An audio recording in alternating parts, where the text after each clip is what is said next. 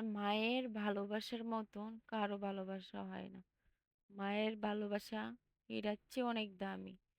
এটা আমি 100% স্বীকার করি।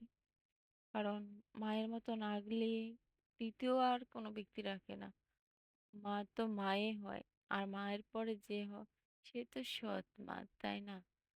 আমার মা মারা যাওয়ার পর আমার বাবা যখন বিয়ে করে, মার তো মার প্রিয় বান্ধবীকে, সে যে রুমে আগে হাসি, খুশি, অনেক আড্ডা, গল্প, আজ না ওই রুমটা আমার জন্য হাসিগুলো শুনলে খুব বিরক্ত লাগে।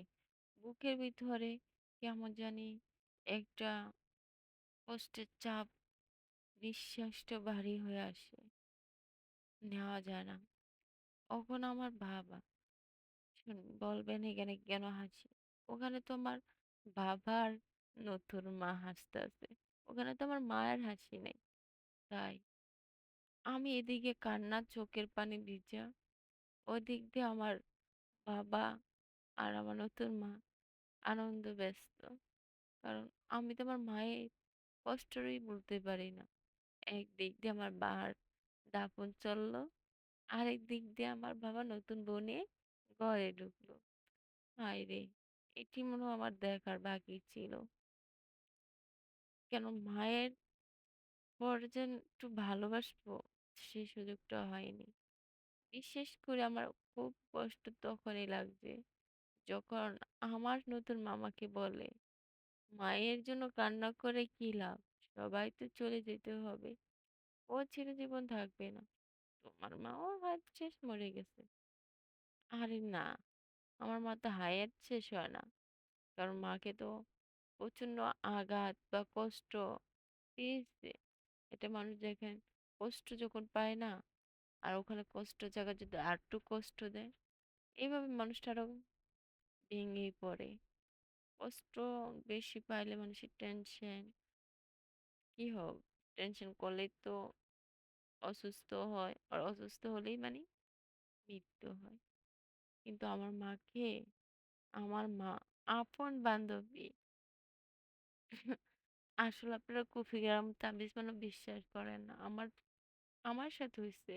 কারণ আমার মাকে পৃথিবীর থেকে এই কুফি কালাম করে আমার মার বান্ধবী সরে নিছে, শুধু আমার বাবার সাথে সংসার করার জন্য, ঘর বাঁধার জন্য। এরকম আপনাদের সাথে হয়েছে কখনো? হয়নি? বা কার সাথে হলে অবশ্যই কমেন্ট বক্সে এসে বলবেন। আমি জানি, কারণ ফেসবুক কোম্পানি এই ভিডিওটা কখনো মানে ভাইরাল করবে না, কারণ এখানে তো মায়ের ভালোবাসা, আর মায়ের ভালোবাসা তো সবার কাছে খারাপ লাগে।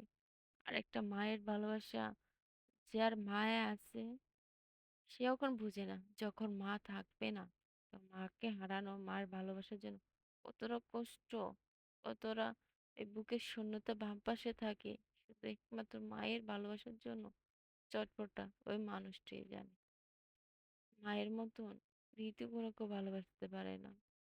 আমার দাদু তখন আমাকে বাবাকে ডেকে এনে বললো, এদিক দিয়ে মেয়েটা কান্না করে, আর এই দিক দিয়ে তুই হাসি, আনন্দ, ভেঙে পড়ছিস। আমার বাবার কাছে মনে হয় এটা বিরক্তির চাপ হয়ে গেছে, তাদেরকে ডিস্টার্ব করে পলাইছে আমার দাদু। আমি তখন বুকে কষ্ট চাপার আগে চোখের পানি মুছে আড়াল করে মিথ্যা হাসি দিয়ে বললাম, না বাবা, আমার কষ্ট হয় না, যাও তুমি নতুন মাকে নিয়ে ঘুরতে। কারণ যার কষ্ট করা জীবন, তার আবার কিসের কষ্ট বলেন তো আপনারাই কমেন্ট করে।